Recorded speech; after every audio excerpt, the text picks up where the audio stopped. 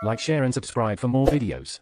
أعوذ بالله من الشيطان الرجيم بسم الله الرحمن الرحيم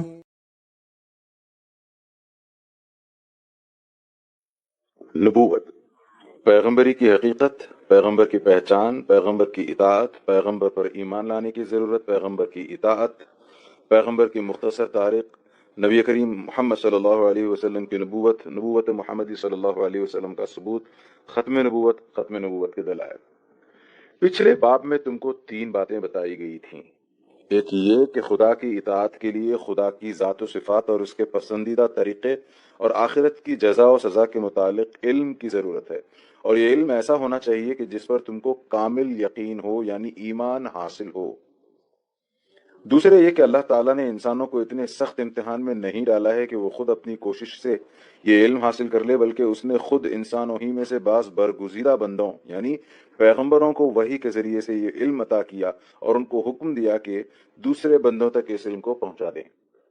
تیسرے یہ کہ عام انسانوں پر اب صرف اتنی ذمہ داری ہے کہ وہ خدا کے سچے پیغمبروں کو پہچانیں۔ جب ان کو معلوم ہو جائے کہ فلاں شخص حقیقت میں خدا کا سچا پیغمبر ہے تو ان کا فرض ہے کہ جو کچھ وہ تعلیم دے اس پر ایمان لے آئیں، اور جو کچھ وہ حکم دے اس کو تسلیم کریں، اور جس طریقے پر وہ چلے اس کی پیروی کریں۔ اب سب سے پہلے ہم تمہیں بتانا چاہتے ہیں کہ پیغمبر کی حقیقت کیا ہے اور پیغمبروں کو پہچاننے کی صورت کیا ہے۔ پیغمبری کی حقیقت۔ تم دیکھتے ہو کہ دنیا میں انسان کو جن جن چیزوں کی ضرورت ہوتی ہے اللہ نے ان سب کا انتظام خود ہی کر دیا ہے۔ بچہ پیدا ہوتا ہے تو دیکھو کتنا سامان اس کو دے کر دنیا میں بھیجا جاتا ہے۔ دیکھنے کے لیے آنکھیں، سننے کے لیے کان، سونگھنے کے اور سانس لینے کے لیے ناک، محسوس کرنے کے لیے سارے جسم کی کھال میں قوت لامسہ، چلنے کے لیے پاؤں، کام کرنے کے لیے ہاتھ، سوچنے کے لیے دماغ، اور ایسی بے شمار دوسری چیزیں جو پہلے سے اس کی سب ضرورتوں کا لحاظ کر کے اس کے چھوٹے سے جسم میں لپیٹ کر رکھ دی گئی ہیں۔ پھر جب وہ دنیا میں قدم رکھتا ہے تو زندگی بسر کرنے کے لیے اتنا سامان اس کو ملتا ہے جس کو تم شمار نہیں کر سکتے۔ ہوا ہے، روشنی ہے، حرارت ہے، پانی ہے، زمین ہے، ماں کے سینے میں پہلے سے دودھ موجود ہے، ماں اور باپ اور عزیزوں حتیٰ کہ غیروں کے دلوں میں بھی اس کی محبت اور شفقت پیدا کر دی گئی ہے جس سے اس کو پالا پوسا جاتا ہے۔ پھر جتنا جتنا وہ بڑھتا جاتا ہے اس کی ضرورتوں کو پورا کرنے کے لیے ہر قسم کا سامان اس کو ملتا جاتا ہے، اور ایسا معلوم ہوتا ہے کہ گویا زمین و آسمان کی ساری قوتیں اس کی پرورش اور خدمت ہی کے لیے کام کر رہی ہیں۔ اس کے بعد اور آگے بڑھو، دنیا میں کام کرنے کے لیے جتنی قابلیتوں کی ضرورت ہے وہ سب انسان کو دی گئی ہیں۔ جسمانی قوت، عقل، سمجھ بوجھ، گویائی اور ایسی ہی بہت سی قابلیتیں تھوڑی یا بہت ہر انسان میں موجود ہیں، لیکن یہاں اللہ نے عجیب انتظام کیا ہے، ساری قابلیتیں سب کو یکساں نہیں دیں۔ اگر ایسا ہوتا تو کوئی کسی کا محتاج نہ ہوتا، نہ کسی کی کوئی پرواہ کرتا۔ اسی لیے اللہ نے تمام انسانوں کی مجموعی ضرورتوں کے لحاظ سے سب قابلیتیں پیدا تو انسانوں ہی میں کی ہیں، مگر اس طرح کہ کسی کو ایک قابلیت زیادہ دے دی اور دوسرے کو دوسری قابلیت۔ تم دیکھتے ہو کہ بعض لوگ جسمانی محنت کی قوتیں دوسروں سے زیادہ لے کر آتے ہیں، بعض لوگوں میں کسی خاص ہنر یا پیشے کی پیدائشی قابلیت ہوتی ہے جس سے دوسرے محروم ہوتے ہیں، اور بعض لوگوں میں ذہانت اور عقل کی قوت دوسروں سے زیادہ ہوتی ہے، بعض پیدائشی سپہ سالار ہوتے ہیں، بعض میں حکمرانی کی قابلیت خاص ہوتی ہے، بعض تقریر کی غیر معمولی قوت لے کر پیدا ہوتے ہیں، بعض میں انشا پردازی کا فطری ملکہ ہوتا ہے۔ کوئی ایسا شخص پیدا ہوتا ہے کہ اس کا دماغ ریاضی میں خوب لڑتا ہے، حتیٰ کہ اس کے اس فن کے بڑے بڑے پیچیدہ سوالات اس طرح حل کر دیتا ہے کہ دوسروں کے ذہن وہاں تک نہیں پہنچ پاتے۔ ایک دوسرا شخص ایسا ہوتا ہے جو عجیب عجیب چیزیں ایجاد کرتا ہے اور اس کی ایجادوں کو دیکھ کر دنیا دنگ رہ جاتی ہے۔ ایک اور شخص ایسا بے نظیر قانونی دماغ لے کر آتا ہے کہ قانون کے جو نقطے برسوں غور کرنے کے بعد بھی دوسروں کی سمجھ میں نہیں آتے، اس کی نظر خود بخود ان تک پہنچ جاتی ہے۔ یہ خدا کا دین ہے۔ کوئی شخص اپنے اندر خود یہ قابلیتیں پیدا نہیں کر سکتا، نہ تعلیم و تربیت سے یہ چیزیں حاصل ہوتی ہیں۔ دراصل یہ پیدائشی قابلیتیں ہیں، اور خدا اپنی حکمت سے جس کو جو قابلیت چاہتا ہے عطا کر دیتا ہے۔ خدا کی اس بخشش پر بھی غور کرو گے تو معلوم ہوگا کہ انسانی تمدن کے لیے جن قابلیتوں کی ضرورت زیادہ ہوتی ہے وہ انسانوں میں زیادہ پیدا کی جاتی ہیں، اور جن کی ضرورت جس قدر کم ہوتی ہے وہ اسی قدر کم آدمیوں میں پیدا کی جاتی ہیں۔ سپاہی بہت پیدا ہوتے ہیں، کسان اور بڑھئی اور لوہار اور ایسے ہی دوسرے کاموں کے آدمی کثرت سے پیدا ہوتے ہیں، مگر علمی اور دماغی قوتیں رکھنے والے اور سیاست اور سپہ سالاری کی قابلیتیں رکھنے والے کم پیدا ہوتے ہیں۔ پھر وہ لوگ اور بھی زیادہ کم ہوتے ہیں جو کسی خاص فن میں غیر معمولی قابلیت کے مالک ہوں، کیونکہ ان کے کارنامے صدیوں کے لیے انسانوں کو اپنے جیسے ماہر فن کی ضرورت سے بے نیاز کر دیتے ہیں۔ اب سوچنا چاہیے کہ دنیا میں انسانی زندگی کو کامیاب بنانے کے لیے صرف یہی ایک ضرورت تو نہیں ہے کہ انسانوں میں انجینئر، ریاضی دان، سیاست دان، سائنسدان، ماہر فلکیات، معاشیات کے باکمال اور مختلف پیشوں کی قابلیت رکھنے والے لوگ ہی پیدا ہوں۔ ان سے بڑھ کر ایک اور ضرورت بھی تو ہے، اور وہ یہ کہ کوئی ایسا ہو جو انسان کو خدا کا راستہ بتائے۔ دوسرے لوگ تو صرف یہ بتانے والے ہیں کہ اس دنیا میں انسان کے لیے کیا ہے اور اس کو کس کس طرح برتا جا سکتا ہے، مگر کوئی یہ بتانے والا بھی تو ہونا چاہیے کہ انسان خود کس کے لیے ہے، اور انسان کو دنیا میں یہ سب سامان کس نے دیے، اور اس دینے والے کی مرضی کیا ہے، تاکہ انسان اسی کے مطابق دنیا میں زندگی بسر کر کے یقینی اور دائمی کامیابی حاصل کرے۔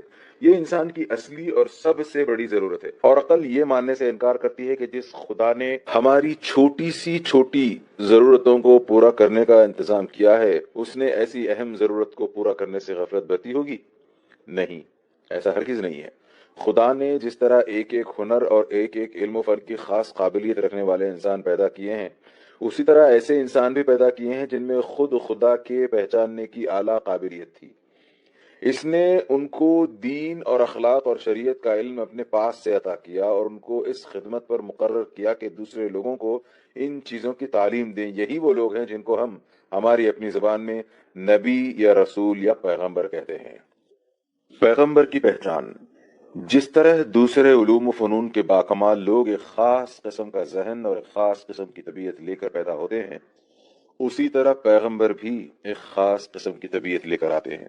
ایک پیدائشی شاعر کا کلام سنتے ہی ہم کو معلوم ہو جاتا ہے کہ یہ شاعری کی خاص قابلیت لے کر پیدا ہوا ہے، کیونکہ دوسرے لوگ خواہ کتنی ہی کوششیں کریں ویسا شعر نہیں کہہ سکتے۔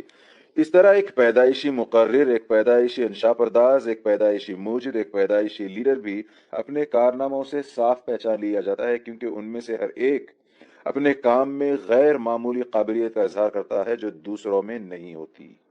ایسا ہی حال پیغمبر کا بھی ہے۔ اس کے ذہن میں وہ باتیں آتی ہیں جو دوسرے لوگوں کے وہم و گمان میں بھی نہیں ہوتی۔ وہ ایسے مضامین بیان کرتا ہے جو اس کے سوا کوئی دوسرا انسان بیان نہیں کر سکتا۔ اس کی نظر ایسی باریک باتوں تک خود بخود پہنچ جاتی ہے جن تک دوسروں کی نظر برسوں کے غور و فکر کے بعد بھی نہیں پہنچتی۔ وہ جو کچھ کہتا ہے ہماری عقل اس کو قبول کرتی ہے، ہمارا دل گواہی دیتا ہے کہ ضرور ایسا ہی ہونا چاہیے۔ دنیا کے تجربات اور کائنات کے مشاہدوں سے اس کی ایک ایک بات سچی ثابت ہوتی ہے، لیکن اگر ہم خود ویسی بات کہنا چاہیں تو نہیں کہہ سکتے۔ پھر اس کی طبیعت ایسی پاکیزہ ہوتی ہے کہ وہ ہر معاملے میں سچا، سیدھا اور شریفانہ طریقہ اختیار کرتا ہے۔ وہ کبھی کوئی غلط بات نہیں کرتا، کوئی برا کام نہیں کرتا، ہمیشہ نیکی اور صداقت کی تعلیم دیتا ہے، اور جو کچھ دوسروں سے کہتا ہے اس پر خود عمل کر کے دکھاتا ہے۔ اس کی زندگی میں کوئی ایسی مثال نہیں ملتی کہ وہ جو کچھ کہے اس کے خلاف بھی عمل کرے۔ اس کے قول یا عمل میں کوئی ذاتی غرض نہیں ہوتی۔ وہ دوسروں کے بھلے کی خاطر خود نقصان اٹھاتا ہے اور اپنے بھلے کے لیے کسی کا نقصان نہیں کرتا۔ اس کی ساری زندگی سچائی، شرافت، پاک طینتی، بلند خیالی اور اعلیٰ درجے کی انسانیت کا نمونہ ہوتی ہے، جس میں ڈھونڈنے سے بھی کوئی عیب نظر نہیں آتا۔ انہی چیزوں کی طرف دیکھ کر صاف پہچان لیا جاتا ہے کہ یہ شخص خدا کا سچا پیغمبر ہے۔ پیغمبر کی اطاعت: جب یہ معلوم ہو جائے کہ فلاں شخص خدا کا سچا پیغمبر ہے تو اس کی بات ماننا، اس کی اطاعت کرنا، اس کے طریقے کی پیروی کرنا ضروری ہے۔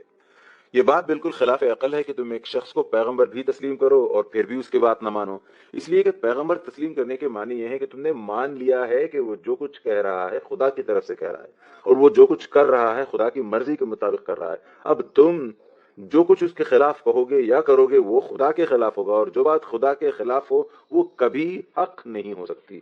لہذا کسی کو پیغمبر تسلیم کرنے سے یہ بات خود بخود لازم آتی ہے کہ اس کی بات کو بے چون و چرا مان لیا جائے اور اس کے حکم کے آگے سر جھکا دیا جائے، خواہ اس کی حکمت اور اس کا فائدہ تمہاری سمجھ میں آئے یا نہ آئے۔ جو بات پیغمبر کی طرف سے ہے اس کا پیغمبر کی طرف سے ہونا ہی اس بات کی دلیل ہے کہ وہ سچی ہے اور تمام مصلحتیں اور حکمتیں اس میں موجود ہیں۔ اگر تمہاری سمجھ میں کسی بات کی مصلحت نہیں آتی تو اس کے معنی یہ نہیں ہے کہ اس بات میں کوئی خرابی ہے، بلکہ اس کے معنی یہ ہے کہ خود تمہاری سمجھ میں خرابی ہے۔ جو شخص کسی فن کا ماہر نہیں ہے، ظاہر وہ کسی فن کی باریکیوں کو نہیں سمجھ سکتا، لیکن وہ کتنا بے وقوف ہوگا اگر وہ ماہر فن کی بات کو محض اس وجہ سے نہ مانے کہ اس کی سمجھ میں وہ بات نہ آتی ہو۔ دیکھو، دنیا کے ہر کام میں اس کے ماہر کی ضرورت ہوتی ہے، اور ماہر کی طرف رجوع کرنے کے بعد اس پر پورا بھروسہ کیا جاتا ہے اور اس کے کام میں دخل نہیں دیا جاتا، کیونکہ سب لوگ سب کاموں کے ماہر نہیں ہو سکتے اور نہ دنیا بھر کی تمام چیزوں کو سمجھ سکتے ہیں۔ تمہیں اپنی تمام عقل اور ہوشیاری صرف اس بات میں صرف کرنی چاہیے کہ ایک بہترین ماہر فن کو تلاش کرو۔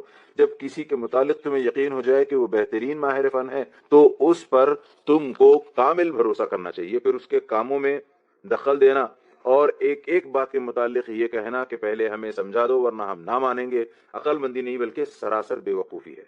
کسی وکیل کو مقدمہ سپرد کر دینے کے بعد تم ایسی حجتیں کرو گے تو تمہیں اپنے دفتر سے نکال دے گا۔ کسی ڈاکٹر سے تم اس کی ایک ایک ہدایت پر دلیل پوچھو گے، وہ تمہارا علاج چھوڑ دے گا۔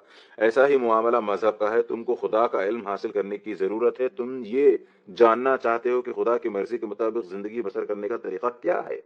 اب تمہارا فرض ہے کہ خدا کے سچے پیغمبر کی تلاش کرو۔ اس تلاش میں تم کو نہایت ہوشیاری اور سمجھ بوجھ سے کام لینا ہے، کیونکہ اگر کسی غلط آدمی کو تم نے پیغمبر سمجھ لیا تو وہ تمہیں غلط راستے پر لگا دے گا، مگر جب تمہیں خوب جانچ پڑتال کرنے کے بعد یہ یقین ہو جائے کہ فلاں شخص خدا کا سچا پیغمبر ہے تو اس پر تم کو پورا اعتماد کرنا چاہیے اور اس کے ہر حکم کی اطاعت کرنی چاہیے۔ پیغمبروں پر ایمان لانے کی ضرورت۔ جب تمہیں معلوم ہو گیا ہے کہ اسلام کا سچا اور سیدھا راستہ وہی ہے جو خدا کی طرف سے خدا کا پیغمبر بتائے، تو یہ بات تم خود سمجھ سکتے ہو کہ ایمان لانا اور اس کی پیروی کرنا، اس کی اطاعت کرنا تمام انسانوں کے لیے ضروری ہے، اور جو شخص پیغمبر کے طریقے کو چھوڑ کر خود اپنی عقل سے کوئی طریقہ نکالتا ہے وہ یقیناً گمراہ ہے۔ اس معاملے میں لوگ عجیب عجیب غلطیاں کرتے ہیں۔ بعض لوگ ایسے ہیں جو پیغمبر کی صداقت کو تسلیم کرتے ہیں مگر نہ اس پر ایمان لاتے ہیں نہ اس کی پیروی قبول کرتے ہیں۔ یہ صرف کافر ہی نہیں، احمق بھی ہیں، کیونکہ پیغمبر کو سچا پیغمبر ماننے کے بعد اس کی پیروی نہ کرنے کے معنی یہ ہے کہ آدمی جان بوجھ کر جھوٹ کی پیروی کرے۔ ظاہر ہے کہ اس سے بڑھ کر کوئی حماقت نہیں ہو سکتی۔ بعض لوگ کہتے ہیں کہ ہمیں پیغمبر کی پیروی کی ضرورت ہی نہیں، ہم خود اپنی عقل سے حق کا راستہ معلوم کر لیں گے۔ یہ بھی سخت غلطی ہے۔ تم نے ریاضی پڑھی ہے اور تم یہ جانتے ہو کہ ایک نقطے سے دوسرے نقطے تک سیدھا خط صرف ایک ہی ہو سکتا ہے۔ اس کے سوا جتنے بھی خط کھینچے جائیں وہ سب یا تو ٹیڑھے ہوں گے یا اس دوسرے نقطے تک نہیں پہنچیں گے۔ ایسی ہی کیفیت حق کے راستے کی بھی ہے، جس کو اسلام کی زبان میں صراط مستقیم یعنی سیدھا راستہ کہا جاتا ہے۔ یہ راستہ انسان سے شروع ہو کر خدا تک جاتا ہے، اور ریاضی کے اسی قاعدے کے مطابق یہ بھی ایک راستہ ہی ہو سکتا ہے۔ اس کے سوا جتنے راستے ہوں گے یا تو سب ٹیڑھے ہوں گے یا خدا تک نہیں پہنچیں گے۔ اب غور کرو کہ جو سیدھا راستہ ہے وہ پیغمبر نے بتا دیا ہے، اس کے سوا کوئی دوسرا راستہ صراط مستقیم ہے ہی نہیں۔ اس راستے کو چھوڑ کر جو شخص کوئی دوسرا راستہ تلاش کرے اس کو دو صورتوں میں سے ایک صورت ضرور پیش آئے گی، یا تو اس کو خدا تک پہنچنے کا کوئی راستہ ملے گا ہی نہیں، یا اگر ملا بھی تو وہ بہت پھیر کا راستہ ہوگا، خط مستقیم نہ ہوگا بلکہ خط منحنی ہوگا۔ پہلی صورت میں تو اس کی تباہی ظاہر ہے، رہی دوسری صورت تو اس کے بھی حماقت ہونے میں کوئی شک نہیں کیا جا سکتا۔ ایک بے عقل جانور بھی ایک جگہ سے دوسری جگہ جانے کے لیے خط منحنی کو چھوڑ کر خط مستقیم ہی کو اختیار کرتا ہے۔ پھر اس انسان کو تم کیا کہو گے جس کو خدا کا ایک ایک بندہ سیدھا راستہ بتائے اور وہ کہے کہ نہیں، میں تمہارے بتائے ہوئے راستے پر نہیں چلوں گا بلکہ خود ٹیڑھے راستوں پر بھٹکا کر منزل مقصود تلاش کر لوں گا۔ یہ تو وہ بات ہے جو سرسری نظر میں ہر شخص سمجھ سکتا ہے، لیکن اگر تم زیادہ غور کر کے دیکھو گے تو تمہیں معلوم ہوگا جو شخص پیغمبر پر ایمان لانے سے انکار کرتا ہے اس کو خدا تک پہنچنے کا کوئی راستہ نہیں مل سکتا، نہ ٹیڑھا نہ سیدھا۔ اس کی وجہ یہ ہے کہ جو شخص سچے آدمی کی بات ماننے سے انکار کرتا ہے اس کے دماغ میں ضرور کوئی ایسی خرابی ہوگی جس کی سبب سے وہ سچائی سے منہ موڑتا ہے۔ یا تو اس کی سمجھ بوجھ ناقص ہوگی، یا اس کے دل میں تکبر ہوگا، یا اس کی طبیعت ایسی ٹیڑھی ہوگی کہ وہ نیکی اور صداقت کی باتوں کو قبول کرنے پر آمادہ ہی نہ ہوگی، یا وہ باپ دادا کی اندھی تقلید میں گرفتار ہوگا اور جو غلط باتیں رسم کے طور پر پہلے سے چلی آتی آ رہی ہیں ان کے خلاف کسی بات کو ماننے پر تیار نہ ہوگا، یا وہ اپنی خواہشات کا بندہ ہوگا اور اپنے پیغمبر کی تعلیم کو ماننے سے اس لیے انکار کرے گا کہ اس کے مان لینے کے بعد گناہوں اور ناجائز باتوں کی آزادی باقی نہیں رہتی۔ یہ تمام اسباب ایسے ہیں کہ اگر ان میں سے کوئی ایک سبب بھی کسی شخص میں موجود نہ ہو تو اس کو خدا کا راستہ ملنا غیر ممکن ہے۔ اور اگر کوئی سبب بھی موجود نہ ہو تو یہ ناممکن ہے کہ ایک سچا غیر متصب اور ایک نیک آدمی ایک سچے پیغمبر کی تعلیم قبول کرنے سے انکار کر دے۔ سب سے بڑی بات یہ ہے کہ پیغمبر خدا کی طرف سے بھیجا ہوا ہوتا ہے اور خدا ہی کا حکم ہے کہ اس پر ایمان لاؤ اور اس کی اطاعت کرو۔ اب جو کوئی پیغمبر پر ایمان نہیں لاتا وہ خدا کے خلاف بغاوت کرتا ہے۔ دیکھو، تم جس سلطنت کی رعیت ہو اس کی طرف سے جو حاکم بھی مقرر ہوگا تمہیں اس کی اطاعت کرنی پڑے گی۔ اگر تم اس کو حاکم تسلیم کرنے سے انکار کرو گے تو اس کے معنی یہ ہوں گے کہ تم نے خود سلطنت کے خلاف بغاوت کی ہے۔ سلطنت کو ماننا اور اس کے مقرر کیے ہوئے حاکم کو نہ ماننا دونوں بالکل متضاد باتیں ہیں۔ ایسی مثال خدا اور اس کے بھیجے ہوئے پیغمبر کی بھی ہے۔ خدا تمام انسانوں کا حقیقی بادشاہ ہے۔ جس شخص کو اس نے ہدایت کے لیے بھیجا اور جس کی اطاعت کا حکم دیا، ہر انسان کا فرض ہے کہ اس کو پیغمبر تسلیم کرے اور ہر دوسری چیز کی پیروی چھوڑ کر صرف اسی کی پیروی اختیار کرے۔ اس سے منہ موڑنے والا بہرحال کافر ہے، خواہ وہ خدا کو مانتا ہو یا نہ مانتا ہو۔ پیغمبر کی مختصر تاریخ۔ اب ہم تم کو بتاتے ہیں کہ نوع انسانی میں پیغمبری کا سلسلہ کس طرح شروع ہوا اور کس طرح ترقی کرتے کرتے ایک آخری اور سب سے بڑے پیغمبر پر ختم ہوا۔ تم نے سنا ہوگا کہ اللہ تعالیٰ نے سب سے پہلے ایک انسان کو پیدا کیا، پھر اسی انسان کا اس سے جوڑا پیدا کیا گیا اور اس جوڑے کی نسل چلائی گئی جو بے شمار صدیوں میں پھیلتے پھیلتے تمام روئے زمین پر چھا گئی۔ دنیا میں جتنے انسان بھی پیدا ہوئے ہیں وہ سب اسی ایک جوڑے کی اولاد ہیں۔ تمام قوموں کی مذہبی اور تاریخی روایات متفق ہیں کہ نوع انسانی کی ابتدا ایک ہی انسان سے ہوئی ہے۔ سائنس کی تحقیقات سے بھی ثابت ہوا کہ زمین کے مختلف حصوں میں الگ الگ انسان بنائے گئے ہیں، بلکہ سائنس کے اکثر علماء بھی یہی قیاس کرتے ہیں کہ پہلے ایک ہی انسان پیدا ہوا ہوگا اور انسان کی موجودہ نسل دنیا میں جہاں کہیں بھی پائی جاتی ہے اسی ایک شخص کی اولاد ہے۔ ہماری زبان میں اس پہلے انسان کو آدم کہتے ہیں، اسی سے لفظ نکلا ہے آدمی، جو انسان کا ہم معنی ہے۔ اللہ تعالیٰ نے سب سے پہلا پیغمبر سب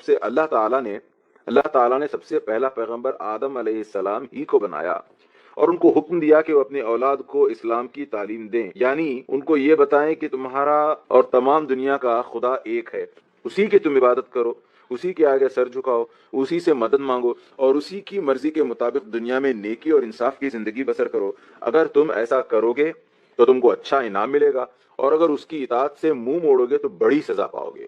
حضرت آدم علیہ السلام کی اولاد میں جو لوگ اچھے تھے وہ اپنے باپ کے بتائے ہوئے سیدھے رستے پر چلتے رہے، مگر جو لوگ برے تھے انہوں نے اسے چھوڑ دیا۔ رفتہ رفتہ ہر قسم کی برائیاں پیدا ہو گئیں۔ کسی نے سورج اور چاند اور تاروں کو پوجنا شروع کیا، کسی نے درختوں اور جانوروں اور دریاؤں کی پرستش شروع کر دی، کسی نے خیال کیا کہ ہوا اور پانی اور آگ اور بیماری اور تندرستی اور قدرت کی دوسری نعمتوں اور قوتوں کے خدا الگ الگ ہیں، ہر ایک کی پرستش کرنی چاہیے تاکہ سب خوش ہو کر ہم پر مہربان ہوں۔ اسی طرح جہالت کی وجہ سے شرک اور بت پرستی کی بہت سی صورتیں پیدا ہو گئیں جن سے 20 مذہب نکالا ہے۔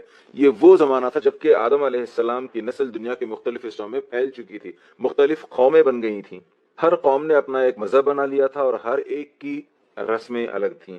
خدا کو بھولنے کے ساتھ لوگ اس قانون کو بھی بھول گئے تھے جو آدم علیہ السلام نے اپنی اولاد کو سکھایا تھا۔ لوگوں نے خود اپنی خواہشات کی پیروی شروع کر دی، ہر قسم کی بری رسمیں پیدا ہو گئیں، ہر قسم کے جاہلانہ خیالات پھیل گئے، اچھے اور برے کی تمیز میں غلطیاں کی گئیں، بہت سی بری چیزیں اچھی سمجھ لی گئیں اور بہت سی اچھی چیزوں کو برا ٹھہرا لیا گیا۔ اب اللہ تعالیٰ نے ہر قوم میں پیغمبر بھیجنے شروع کیے جو لوگوں کو اسی اسلام کی تعلیم دینے لگے جس اسلام کی تعلیم اول آدم علیہ السلام نے انسانوں کو دی تھی۔ ان پیغمبروں نے اپنی اپنی قوموں کو بھولا ہوا سبق یاد دلایا، انہیں ایک خدا کی پرستش سکھلائی، شرک اور بت پرستی سے روکا، جاہلانہ رسموں کو توڑا، خدا کی مرضی کے مطابق زندگی بسر کرنے کا طریقہ بتایا اور صحیح قانون بتا کر ان کی پیروی کی ہدایت کی۔ ہندوستان، چین، عراق، ایران، مصر، افریقہ، یورپ، الغرض دنیا کا کوئی ملک ایسا نہیں ہے جہاں خدا کی طرف سے اس کے سچے پیغمبر نہ آئے ہوں۔ ان سب کا مذہب ایک ہی تھا اور وہ یہی مذہب تھا جس کو ہم اپنی زبان میں اسلام کہتے ہیں۔ البتہ تعلیم کے طریقے اور زندگی کے قوانین ذرا مختلف تھے۔ ہر قوم میں جس قسم کی جہالت پھیلی ہوئی تھی اسی کو دور کرنے پر زور دیا گیا۔ جس قسم کے خیالات رائج تھے انہی کی اصلاح پر توجہ زیادہ صرف کی گئی۔ تہذیب و تمدن اور علم و عقل کے لحاظ سے جب قومیں ابتدائی درجے میں تھیں تو ان کو سادہ تعلیم اور سادہ شریعت دی گئی۔ جیسی جیسی ترقی ہوتی گئی تعلیم اور شریعت کو بھی وسیع کیا جاتا رہا، مگر یہ اختلافات صرف ظاہری شکل کے تھے، روح سب کی ایک ہی تھی، یعنی اعتقاد، توحید، اعمال میں نیکی و سلامتی اور آخرت کی جزا و سزا پر یقین۔ پیغمبروں کے ساتھ بھی انسان نے عجیب معاملہ کیا۔ پہلے تو ان کو تکلیفیں دی گئیں، کی ہدایات کو ماننے سے انکار کیا گیا، کسی کو وطن سے نکالا گیا تو کسی کو قتل کیا گیا، کسی کو عمر بھر کی تعلیم و تلقین سے 5-10 پیرو میسر ہو سکے، مگر خدا کے یہ برگزیدہ بندے برابر اپنا کام کیے چلے گئے، یہاں تک کہ ان کی تعلیمات نے اثر کیا اور بڑی بڑی قومیں ان کی پیرو بن گئیں۔ اس کے بعد گمراہی نے دوسری صورت اختیار کی۔ پیغمبروں کی وفات کے بعد ان کی امتوں نے ان کی تعلیمات کو بدل ڈالا، ان کی لائی ہوئی کتابوں میں اپنی طرف سے ہر قسم کے خیالات ملا دیے، عبادتوں کے نئے نئے طریقے اختیار کیے، بعض نے خود پیغمبروں کی پرستش شروع کر دی، کسی نے اپنے پیغمبر کو خدا کا بیٹا کہا، کسی نے اپنے پیغمبر کو خدائی میں شریک ٹھہرایا۔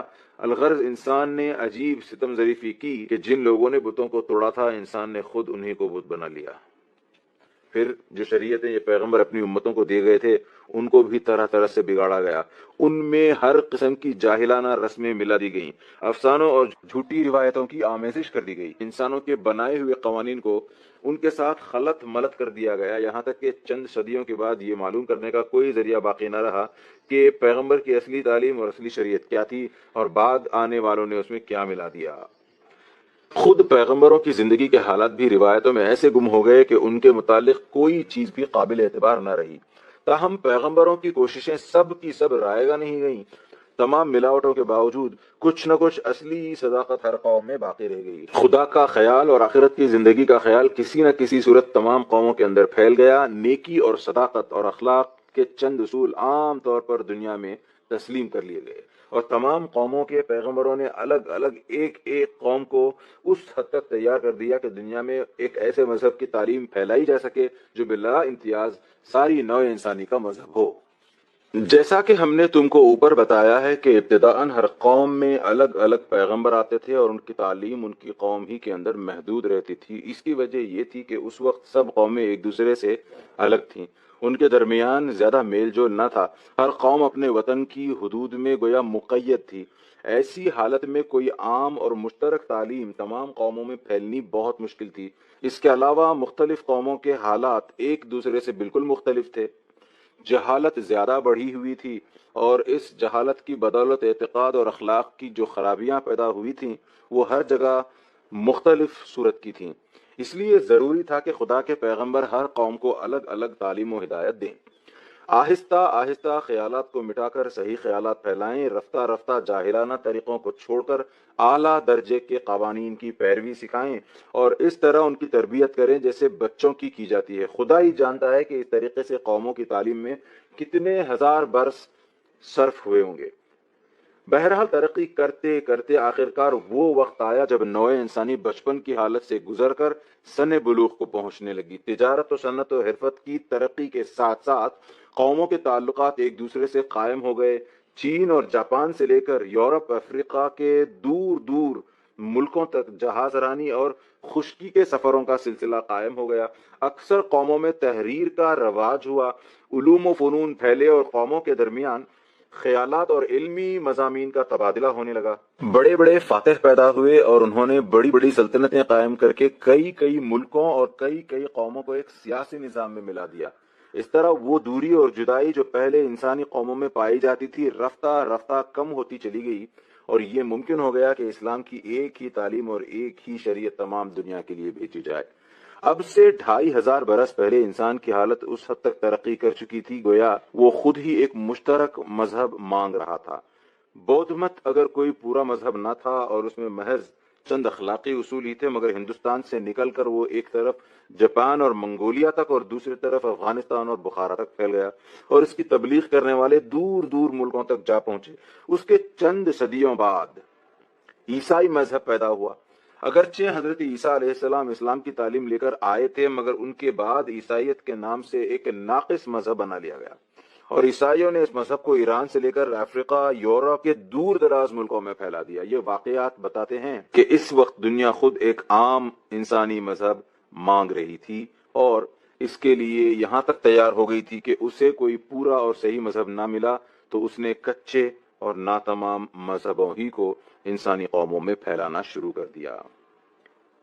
محمد صلی اللہ علیہ وسلم کی نبوت، یہ تھا وہ وقت جب تمام دنیا اور تمام انسانی قوموں کے لیے ایک ہی پیغمبر یعنی محمد صلی اللہ علیہ وسلم کو عرب کی سرزمین میں پیدا کیا گیا اور ان کو اسلام کی پوری تعلیم اور مکمل قانون دے کر اس خدمت پر مامور کیا گیا کہ اسے سارے جہان میں پھیلا دیں۔ دنیا کا جغرافیہ اٹھا کر دیکھو، تم ایک ہی نظر میں محسوس کر لو گے کہ تمام جہان کی پیغمبری کے لیے روئے زمین پر عرب سے زیادہ موزوں مقام اور کوئی نہیں ہو سکتا۔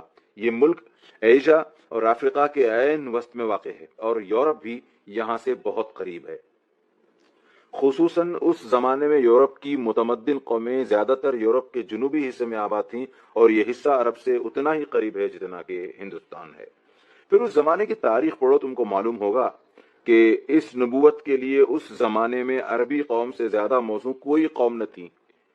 دوسری بڑی بڑی قومیں اپنا اپنا زور دکھا کر گویا بے دم ہو چکی تھیں اور عربی قوم تازہ دم تھی۔ تمدن کی ترقی سے دوسری قوموں کی عادتیں بگڑ گئی تھیں اور عربی قوم میں اس وقت کوئی ایسا تمدن نہیں تھا جو اس کو آرام طلب اور عیش پسند اور رذیل بناتا۔ 6 صدی عیسوی کے عرب اس زمانے کی متمدن قوموں کے برے اثرات سے بالکل پاک تھے۔ ان میں وہ تمام انسانی خوبیاں موجود تھیں جو ایک ایسی قوم میں ہو سکتی تھیں جس کو تمدن کی ہوا نہ لگی ہو۔ وہ بہادر تھے، بے خوف تھے، فیاض تھے، عہد کے پابند تھے، آزاد خیال تھے اور آزادی کو پسند کرنے والے تھے، کسی قوم کے غلام نہ تھے۔ اپنی عزت پر جان دے آنا ان کے لیے آسان تھا، نہایت سادہ زندگی بسر کرتے تھے اور عیش و عشرت سے بیگانہ تھے۔ اس میں شک نہیں کہ اس میں بہت سی برائیاں بھی تھیں جیسا کہ تم کو آگے چل کر معلوم ہوگا، مگر یہ برائیاں اس لیے تھیں کہ 2500 برس سے ان کے ہاں کوئی پیغمبر نہ آیا تھا، نہ کوئی ایسا رہنما پیدا ہوا تھا جو ان کے اخلاق درست کرتا اور انہیں تہذیب سکھلاتا۔ صدیوں تک ریگستان میں آزادی کی زندگی بسر کرنے کے سبب ان میں جہالت پھیل گئی تھی اور وہ اپنی جہالت میں اس قدر سخت ہو گئے تھے کہ ان کو آدمی بنانا کسی معمولی انسان کے بس کا کام نہ تھا۔ لیکن اس کے ساتھ ان میں یہ قابلیت ضرور موجود تھی کہ اگر کوئی زبردست انسان ان کی اصلاح کر دے اور اس کی تعلیم کے اثر سے وہ کسی اعلیٰ درجے کے مقصد کو لے کر اٹھ کھڑے ہوں تو دنیا کو زیر و زبر کر ڈالیں۔ پیغمبر صلی اللہ علیہ وسلم کی تعلیم کو پھیلانے کے لیے ایسے ہی جوان اور طاقتور قوم کی ضرورت تھی۔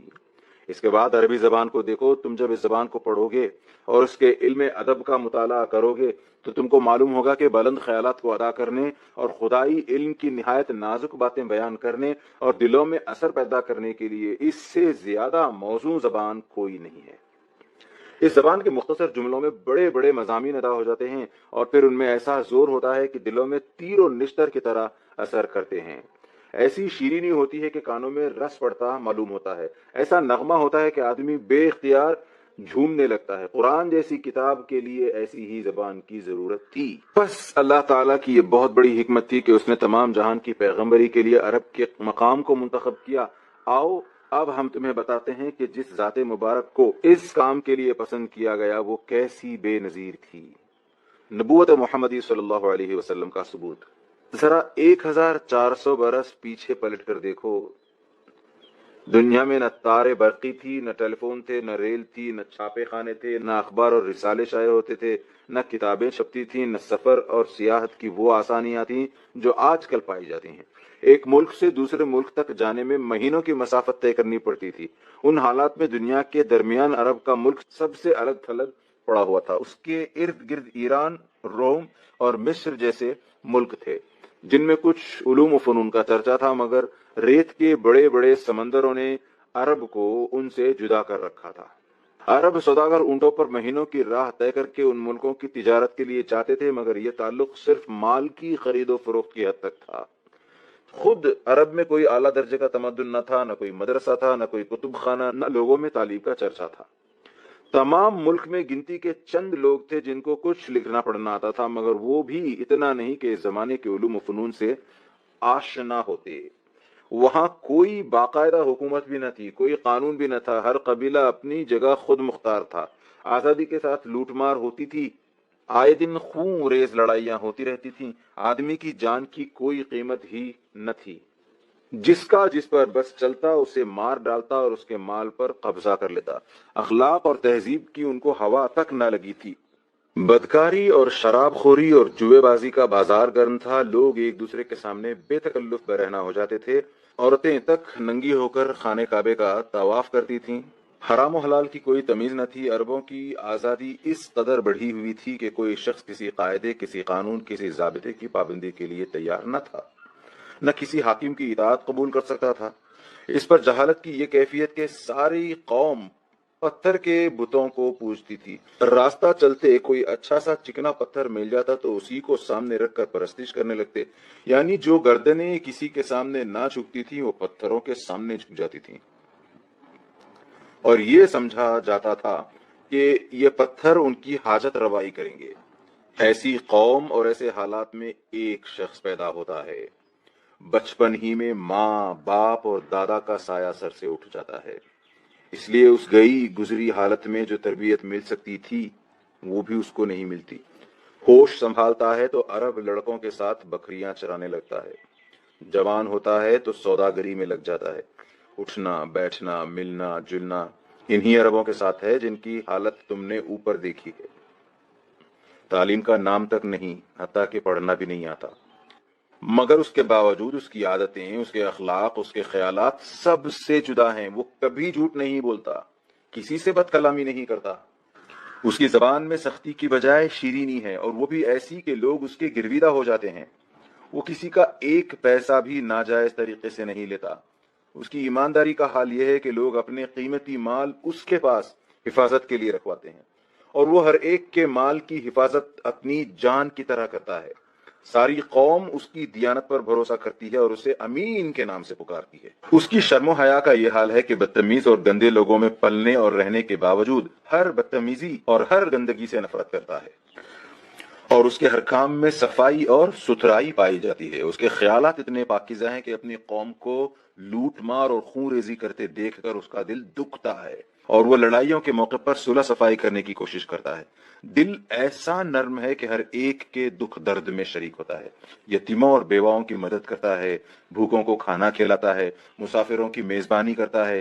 کسی کو اس سے دکھ نہیں پہنچتا، اور وہ خود دوسروں کے خاطر دکھ اٹھاتا ہے. پھر عقل ایسی صحیح کہ بت پرستوں کی اس قوم میں رہ کر بھی وہ بتوں سے نفرت کرتا ہے. کبھی کسی مخلوق کے آگے سر نہیں جھکاتا. اس کے اندر سے خود بخود آواز آتی ہے کہ زمین و آسمان میں جتنی چیزیں نظر آتی ہیں ان میں سے کوئی پوجنے کے لائق نہیں. اس کا دل آپ سے آپ کہتا ہے کہ خدا تو ایک ہی ہو سکتا ہے اور ایک ہی ہے. اس جاہل قوم میں یہ شخص ایسا ممتاز نظر آتا ہے گویا یہ پتھروں کے ڈھیر میں ایک ہیرا چمک رہا ہے، یا گھٹا ٹوپ اندھیرے میں ایک شمع روشن ہے.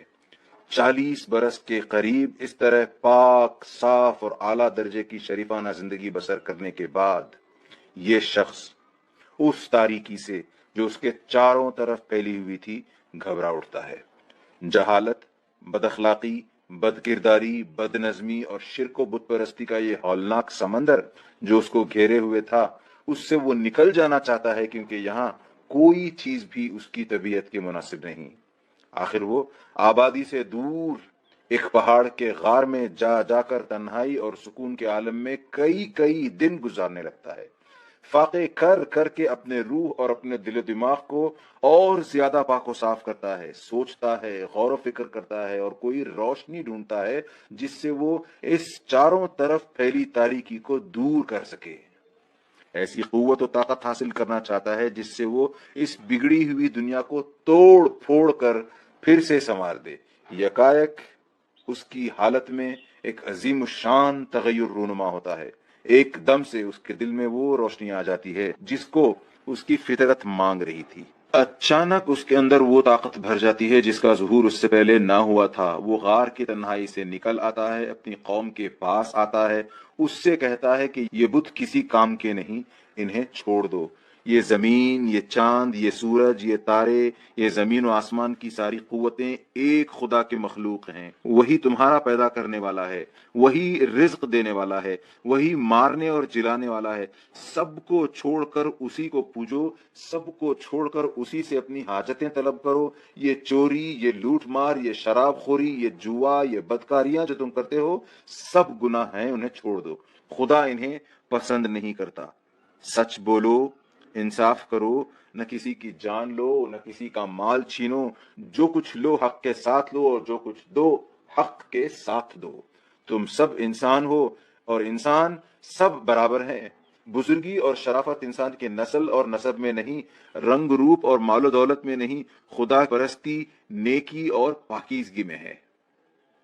جو شخص خدا سے ڈرتا ہے اور نیک اور پاک ہے وہی اعلیٰ درجے کا انسان ہے، اور جو ایسا نہیں ہے وہ کچھ بھی نہیں ہے۔ مرنے کے بعد تم سب کو اپنے خدا کے پاس حاضر ہونا ہے۔ اس عادل حقیقی کے ہاں کوئی سفارش کام نہیں آئے گی، نہ رشوت چلے گی، نہ کسی کا نسب پوچھا جائے گا۔ وہاں صرف ایمان اور نیک عمل کی پوچھ ہوگی۔ جس کے پاس یہ سامان ہوگا وہ جنت میں جائے گا، اور جس کے پاس ان میں سے کچھ نہ ہوگا وہ نامراد دوزخ میں ڈالا جائے گا۔ جاہل قوم نے اس نیک انسان کو محض اس قصور میں ستانا شروع کیا کہ وہ ایسی باتوں کو برا کیوں کہتا ہے جو باپ دادا کے وقتوں سے چلی آ رہی ہیں، اور ان باتوں کی تعلیم کیوں دیتا ہے جو بزرگوں کے طریقے کے خلاف ہیں۔ اسی قصور پر انہوں نے اسے گالیاں دیں، پتھر مارے، اس کے لیے جینا مشکل کر دیا، اس کے قتل کی سازشیں کی۔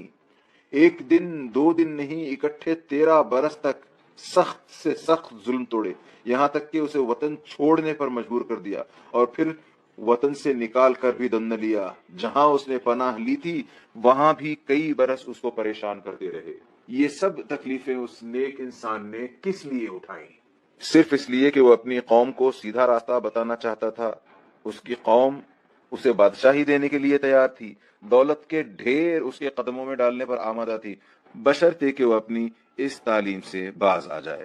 مگر اس نے سب چیزوں کو ٹھکرا دیا اور اپنی بات پر قائم رہا۔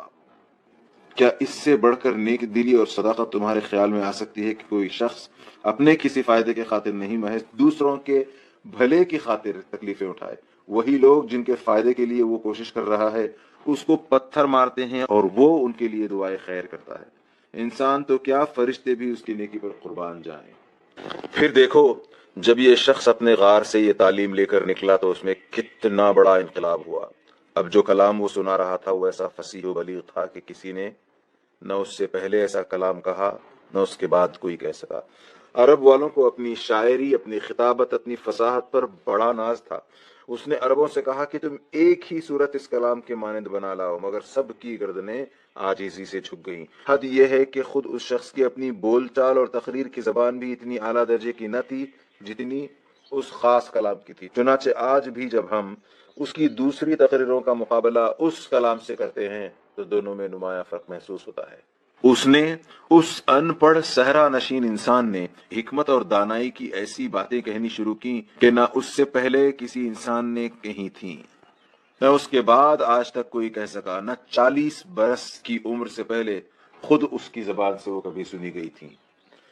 اس امی صلی اللہ علیہ وسلم نے اخلاق، معاشرت، معیشت، سیاست اور انسانی زندگی کے تمام معاملات کے متعلق ایسے قانون بنائے کہ بڑے بڑے عالم اور عاقل برسوں کے غور و خوض اور ساری عمر کے تجربات کے بعد بمشکل ان کی حکمتوں کو سمجھ سکتے ہیں، اور دنیا کے تجربات جتنے بڑھتے جاتے ہیں ان کی حکمتیں زیادہ کھلتی جاتی ہیں۔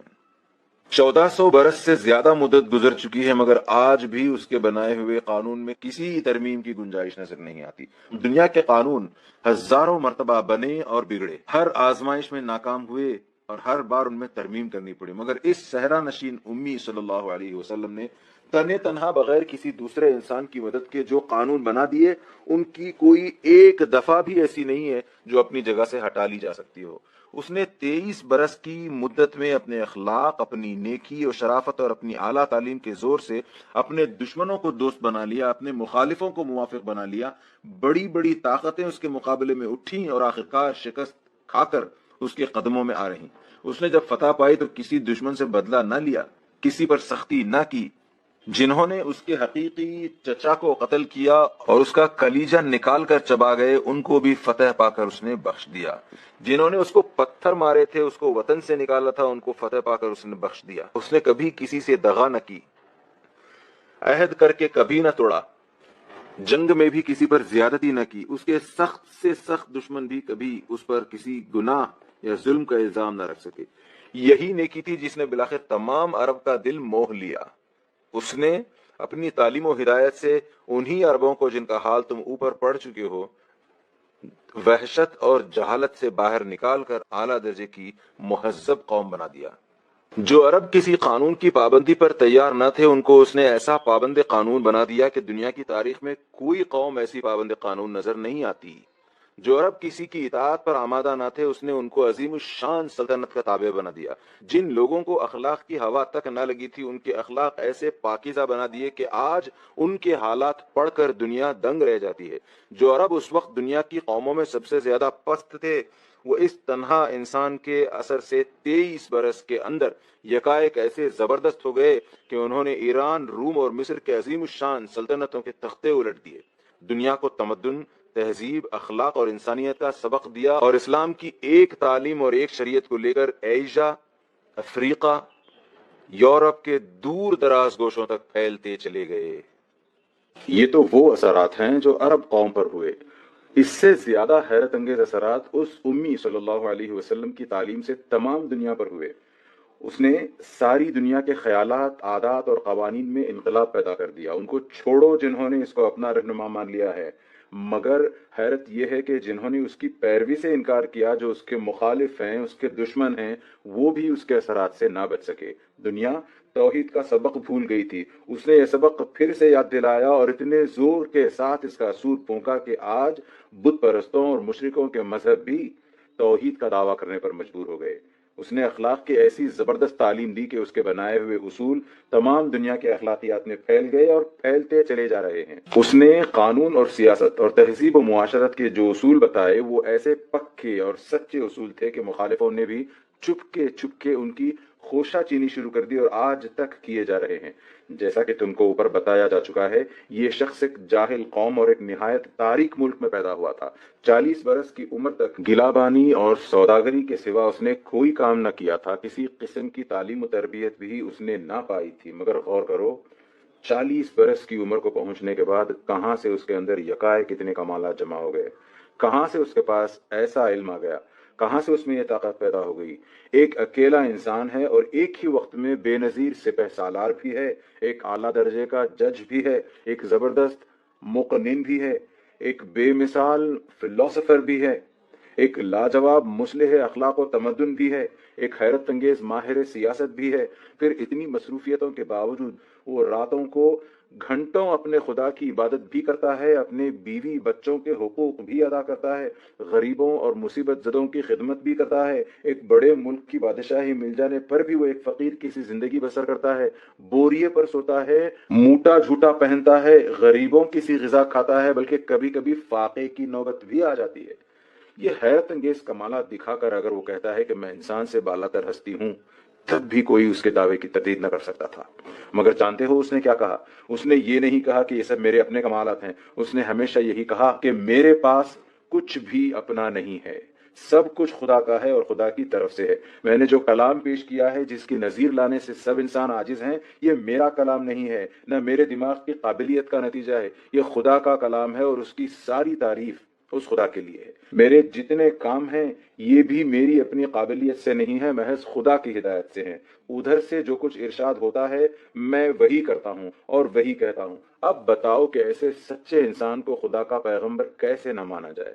اس کے کمالات ایسے ہیں کہ تمام دنیا میں ابتدا سے لے کر آج تک ایک انسان بھی اس کے مانند نہیں ملتا، مگر اس کی سچائی ایسی ہے کہ وہ ان کمالات پر فخر نہیں کرتا، ان کی تعریف خود حاصل نہیں کرنا چاہتا، بلکہ جس نے یہ سب کچھ دیا ہے صاف صاف اسی کا حوالہ دیتا ہے۔ کیا وجہ ہے کہ ہم اس کی تصدیق نہ کریں؟ جب وہ خود اپنی خوبیوں کے متعلق کہتا ہے کہ یہ خدا کی دی ہوئی ہیں، تو ہم کیوں کہیں کہ نہیں یہ سب تیرے اپنے دماغ کی پیداوار ہیں؟ جھوٹا آدمی تو دوسروں کی خوبیوں کو بھی اپنی طرف منسوب کرنے کی کوشش کرتا ہے، مگر یہ شخص ان خوبیوں کو بھی اپنی طرف منسوب نہیں کرتا جنہیں وہ آسانی کے ساتھ اپنی خوبیاں کہہ سکتا تھا، جن کے حاصل ہونے کا ذریعہ کسی کو بھی معلوم نہیں ہو سکتا تھا، جن کی بنا پر اگر وہ انسان سے بالاتر ہونے کا دعویٰ بھی کرتا تو کوئی اس کی تردید نہ کر سکتا تھا۔ پھر بتاؤ کہ اس سے زیادہ سچا انسان کون ہوگا؟ دیکھو، یہ ہمارے سرکار، تمام جہان کے پیغمبر محمد مصطفیٰ صلی اللہ علیہ وسلم ہیں۔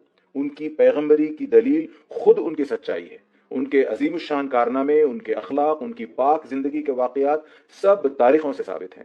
جو شخص صاف دل، حق پسندی اور انصاف کے ساتھ ان کو پڑھے گا، اس کا دل خود گواہی دے گا کہ وہ ضرور خدا کے پیغمبر ہیں۔ وہ کلام جو انہوں نے پیش کیا وہ یہی قرآن ہے جسے تم پڑھتے ہو۔ اس بے نظیر کتاب کو جو شخص بھی سمجھ کر کھلے دل سے پڑھے گا اس کو اقرار کرنا پڑے گا کہ یہ ضرور خدا کی کتاب ہے، کوئی انسان ایسی کتاب تصنیف کر نہیں سکتا۔ ختم نبوت۔ اب تم کو جاننا چاہیے کہ اس زمانے میں اسلام کا سچا اور سیدھا راستہ معلوم کرنے کا کوئی ذریعہ محمد مصطفیٰ صلی اللہ علیہ وسلم کی تعلیم اور قرآن کے سوا نہیں ہے۔ محمد صلی اللہ علیہ وسلم تمام نوع انسانی کے لیے خدا کے پیغمبر ہیں، ان پر پیغمبری کا سلسلہ ختم کر دیا گیا۔ اللہ تعالیٰ انسان کو جس قدر ہدایت دینا چاہتا تھا وہ سب کے سب اس نے اپنے آخری پیغمبر کے ذریعے بھیج دی۔ اب جو شخص حق کا طالب ہو اور خدا کا مسلم بندہ بننا چاہتا ہو اس پر لازم ہے کہ خدا کے آخری پیغمبر پر ایمان لائے، جو کچھ تعلیم انہوں نے دی ہے اس کو مانے اور جو طریقہ انہوں نے بتایا ہے اس کی پیروی کرے۔ ختم نبوت پر دلائل۔ پیغمبری کی حقیقت ہم نے تم کو پہلے بتا دی ہے، اس کو سمجھنے اور اس پر غور کرنے سے تم کو خود معلوم ہو جائے گا کہ پیغمبر روز روز پیدا نہیں ہوتے، نہ یہ ضروری ہے کہ ہر قوم کے لیے ہر وقت ایک پیغمبر ہو۔ پیغمبر کی زندگی دراصل اس کی تعلیم و ہدایت کی زندگی ہے۔ جب تک اس کی تعلیم اور ہدایت زندہ ہے اس وقت تک گویا وہ خود زندہ ہے۔ پچھلے پیغمبر مر گئے کیونکہ جو تعلیم انہوں نے دی تھی دنیا نے اس کو بدل ڈالا۔ جو کتابیں وہ لائے تھے ان میں سے ایک بھی آج اصلی صورت میں موجود نہیں ہے۔ خود ان کے پیرو بھی یہ دعویٰ نہیں کر سکتے کہ ہمارے پیغمبر کی دی ہوئی اصلی کتابیں موجود ہیں۔ انہوں نے اپنے پیغمبروں کی سیرتوں کو بھی بھلا دیا۔ پچھلے پیغمبروں میں سے ایک کے بھی صحیح اور معتبر حالات آج کہیں نہیں ملتے۔ یہ بھی یقین کے ساتھ نہیں کہا جا سکتا کہ وہ کس زمانے میں پیدا ہوئے، کہاں پیدا ہوئے، کیا کام انہوں نے کیے، کس طرح کی زندگی بسر کی، کن باتوں کی تعلیم دی اور کن باتوں سے روکا۔ یہی ان کی موت ہے، مگر محمد صلی اللہ علیہ وسلم کی تعلیم و ہدایت زندہ ہے۔ جو قرآن انہوں نے دیا تھا وہ اپنے اصلی الفاظ کے ساتھ موجود ہے، اس میں ایک حرف، ایک نقطہ، ایک زیر و زبر کا بھی فرق نہیں۔ ان کی زندگی کے حالات، ان کے اقوال، ان کے افعال سب کے سب محفوظ ہیں، اور 1300 برس سے زیادہ مدت گزر جانے کے بعد بھی تاریخ میں ان کا نقشہ ایسا صاف نظر آتا ہے کہ گویا ہم خود نبی کریم صلی اللہ علیہ وسلم کو دیکھ رہے ہیں۔ دنیا کے کسی شخص کی زندگی بھی اتنی محفوظ نہیں جتنی نبی کریم صلی اللہ علیہ وسلم کی زندگی محفوظ ہے۔ ہم اپنی زندگی کے ہر معاملے میں ہر وقت نبی کریم صلی اللہ علیہ وسلم کی زندگی سے سبق لے سکتے ہیں۔ یہی اس بات کی دلیل ہے کہ آپ صلی اللہ علیہ وسلم کے بعد کسی دوسرے پیغمبر کی ضرورت نہیں۔ ایک پیغمبر کے بعد دوسرا پیغمبر آنے کی صرف 3 وجہیں ہو سکتی ہیں۔ ایک، یا تو پہلے پیغمبر کی تعلیم و ہدایت مٹ گئی ہو اور اس کو پھر پیش کرنے کی ضرورت ہو۔ 2، یا پہلے پیغمبر کی تعلیم مکمل نہ ہو اور اس میں ترمیم یا اضافے کی ضرورت ہو۔ 3، یا پہلے پیغمبر کی تعلیم ایک خاص قوم تک محدود ہو اور دوسری قوم یا قوموں کے لیے دوسرے پیغمبر کی ضرورت ہو۔ یہ تینوں وجہیں اب باقی نہیں رہیں۔ ایک، محمد صلی اللہ علیہ وسلم کی تعلیم و ہدایت زندہ ہے اور وہ ذرائع پوری طرح محفوظ ہیں جن سے ہر وقت یہ معلوم کیا جا سکتا ہے کہ نبی کریم صلی اللہ علیہ وسلم کا دین کیا تھا، کیا ہدایت لے کر آپ صلی اللہ علیہ وسلم آئے تھے، کس طریقے زندگی کو آپ صلی اللہ علیہ وسلم نے رائج کیا اور کن طریقوں کو آپ صلی اللہ علیہ وسلم نے مٹانے اور بند کرنے کی کوشش فرمائی۔ بس جبکہ آپ کی تعلیم و ہدایت مٹی ہی نہیں تو اس کو از سر نو پیش کرنے کے لیے کسی نبی کے آنے کی ضرورت بالکل نہیں ہے۔ 2، آپ صلی اللہ علیہ وسلم کے ذریعے سے دنیا کو اسلام کی مکمل تعلیم دی جا چکی ہے، اب نہ اس میں کچھ گھٹانے بڑھانے کی ضرورت ہے اور نہ کوئی ایسا نقص باقی رہ گیا ہے جس کی تکمیل کے لیے کسی نبی کے آنے کی حاجت ہو، لہذا دوسری وجہ بھی دور ہو گئی۔ 3، آپ صلی اللہ علیہ وسلم کسی خاص قوم کے لیے نہیں بلکہ تمام دنیا کے لیے نبی بنا کر بھیجے گئے ہیں اور تمام انسانوں کے لیے آپ کی تعلیم کافی ہے، لہذا اب کسی خاص قوم کے لیے الگ نبی کے آنے کی بھی ضرورت نہیں ہے۔ اس طریقے سے تیسری وجہ بھی دور ہو گئی۔ اسی بنا پر آپ صلی اللہ علیہ وسلم کو خاتم النبیین کہا گیا ہے، یعنی سلسلہ نبوت کو ختم کر دینے والا۔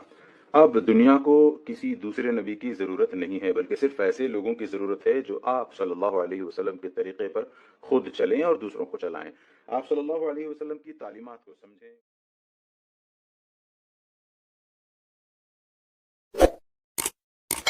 Like, share and subscribe for more videos.